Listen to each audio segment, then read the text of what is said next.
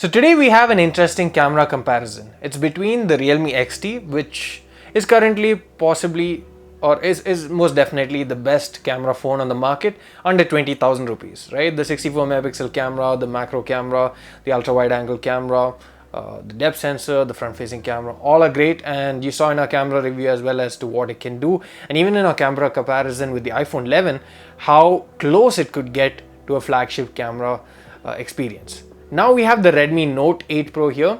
Both of these have very similar hardware, as we shall talk about pretty soon in terms of the camera setup.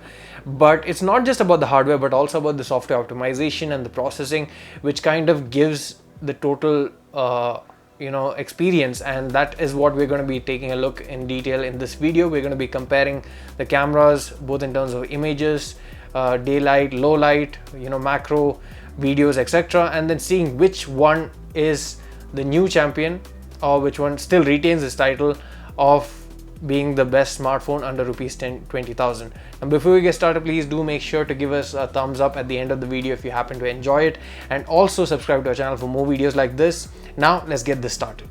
At the back of both the phones is quite similar hardware with minute differences. They both feature quad camera setups, and the most exciting one is the primary 64 megapixel Samsung GW1 sensor with 0.8 micron pixel size and 1 by 1.72 inch sensor size. The Note 8 Pro has an f1.89 aperture, which is practically f1.9, while the XT has a slightly larger f1.8 aperture.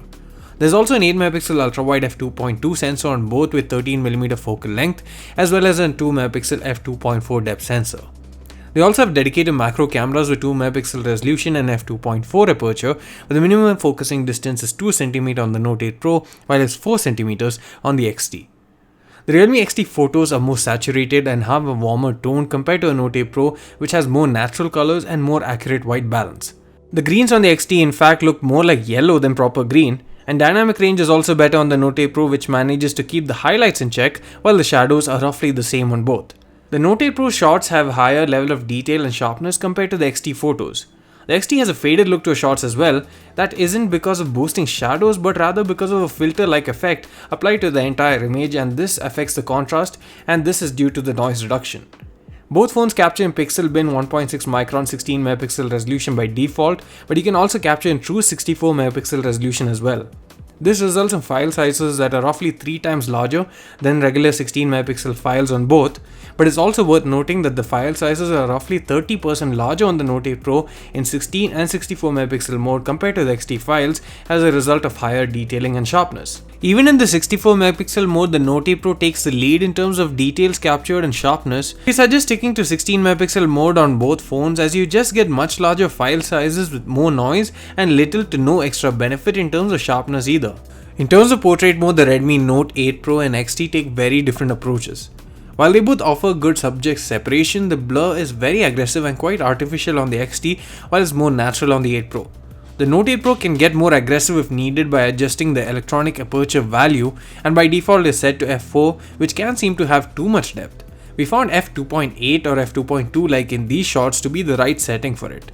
And the good thing is that you can edit it after capturing the photo too, so that's quite good, and you can also add special lighting effects later on. The colors are oversaturated on the XT even here, and there's better sharpness and detail on the Note 8 Pro photos, but in some instances you do see more visible noise. The XT on the other hand is less detailed owing to noise reduction and smoothness being applied. In terms of low-light performance, we are expecting the smaller f1.89 aperture on the Note 8 Pro to play a role here compared to the slightly larger f1.8 on the XT, especially since they both have the same sensor. The Note 8 Pro chooses to leave the detail and sharpness in as well as the contrast, while the XT applies a fade to the entire image, thereby affecting the contrast as a whole and also drowns out the details. Of course, it looks cleaner in terms of noise levels, but it affects the overall colors and the punchiness of the image. Night mode is what you should be using in low light conditions, and here the phones get a boost in terms of performance, but still the previous findings are applicable. But nightscape mode on the XT adds a lot of saturation, while night mode on the 8 Pro gives more well exposed frame, but at the cost of a lot more noise. Both the phones are affected with fairly high loss in detail during extreme low light situations, and in such conditions even night mode can only help to a certain extent, and as a result it's best to use Pro mode and capture photos with a longer shutter speed when possible using a stable surface or tripod.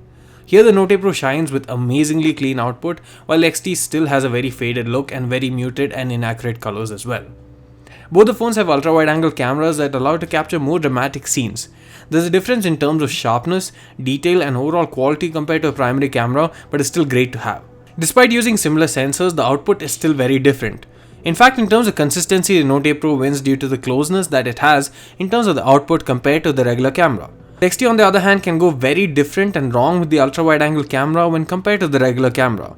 The ultra-wide angle cameras on both are useless in terms of low light imaging, but the nightscape mode works on the ultra-wide angle camera as well for the XT, which does help and at least makes it usable in some cases, while the night mode doesn't work on the ultra-wide angle camera at all on the Note 8 Pro. Both phones have macro cameras to capture extreme close-ups, but as we saw earlier, the quality of the photos taken by the Realme XT macro camera isn't very great. Although Note 8 Pro is also not winning any awards, it's still much better than the macro camera on the XT, and it improves in terms of quality as well as in terms of getting closer to a subject or object, as the minimum focusing distance is 2 cm compared to 4 cm on the XT. So you can get closer to action, and another difference that Xiaomi makes is that you can record videos with the macro camera, and finally the macro camera sits right next to the flash unit, which allows you to light up the object properly, as you generally tend to cast a shadow when you get too close to an object since the phone covers the light falling on it.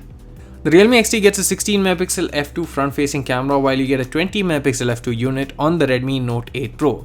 In terms of detail, both of these smartphones are great and you get exceptional detail and sharpness on every photo, and the dynamic range is also great once you turn on HDR mode. The Note 8 Pro photos have slightly more contrast and also slightly better dynamic range in terms of preserving details from the highlights, but overall the image quality is very similar and the output is also almost identical. Where you see a larger difference is in terms of low light performance, where the XT performs better with cleaner images that are also less prone to blurring and shakes. You also see a difference in terms of the edge detection in portrait mode, where the Realme XT gets it quite right, while the Note 8 Pro does have some issues, especially in certain edges. In terms of video, there are 3 options to choose from. For resolution, you can go all the way up to 4K at 30fps, but there's no EIS. And if you want higher frame rate, then you need to step down to 1080p, where you get 60fps, but again with no EIS. If you need EIS, then you have to half the FPS to 30fps at 1080p in order to get it. 1080p 30fps videos are good and look refined, and Note 8 Pro is slightly warmer and a tad bit more saturated, while the XT is more subdued. The stabilization is slightly better on the Note 8 Pro as well. The 60fps mode on the XT, however, results in a lot of drop frames, so you should stay clear of that, and apart from the extra added frames, there's no real benefit of going with 60fps, unlike on phones such as OnePlus, where it gives better detail and sharpness. If that's what you're looking for, then you need to go for the 4K mode on both. But the Note 8 Pro also has the ability to shoot videos at 1080p 30fps with EIS on the ultra-wide angle camera, which the XT can't do, and the Note 8 Pro can even shoot videos with the macro camera, as we showcased earlier. Front-facing video is much better on the Realme XT owing to better noise control in the audio as well as EIS, which definitely makes the footage look more refined and premium. On the Redmi Note 8 Pro capturing 1080p 30fps video. Let me know what you guys think about the overall sharpness, the dynamic range, how well became my voice in this scenario, and the stabilization as well. This is the Realme XT capturing 1080p 30fps video with the front-facing camera. Let me know what you guys think about the overall sharpness, the dynamic range, how well this became my voice in this particular scenario, and the stabilization. And yeah, that just hit my face. Overall, as a camera phone, the Note 8 Pro is the winner and my pick amongst the two. Sure, the XT does have better photo and video with the front-facing camera, as well as a better night mode.